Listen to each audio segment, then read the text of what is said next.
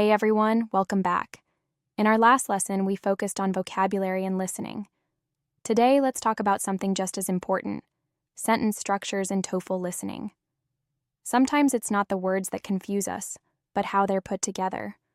One long sentence can include a definition, an example, a detail, a contrast, and if we don't recognize the structure, we get lost. TOEFL listening uses long, layered sentences, especially in academic lectures. You need to train your ear to spot how a sentence is built. Is the speaker giving a main point, adding examples, making a contrast? Clue words like however, for instance, or because help you understand the logic behind the sentence. These are gold. Start noticing them. Let's look at the most common patterns. First, you've got cause and effect, like this happened because. Pretty straightforward, right?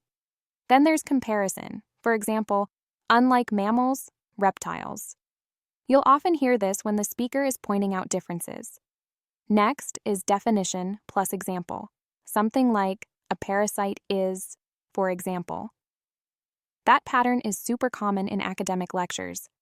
And finally, you'll hear sentences with extra information, like the professor, who studies marine biology, explained. The main idea is the professor explained, and the rest is just added detail. So in real time, your brain has to filter out the extra stuff and focus on what really matters. That's exactly what we're training for. Here's a great way to practice. When you're listening to a lecture, pause after a long sentence and try to rebuild it yourself. What was the main idea? What were the supporting parts? This forces you to notice sentence structure, not just catch words. You'll be amazed at how much better you understand things when you start thinking in sentence patterns. So here's your mission. Train yourself to hear sentence patterns, not just vocabulary. Spot signal words, recognize structure, and practice with real academic content. You're not just learning English, you're training your ear to follow academic logic. In our next lesson, we'll dive into how to take notes effectively during TOEFL listening.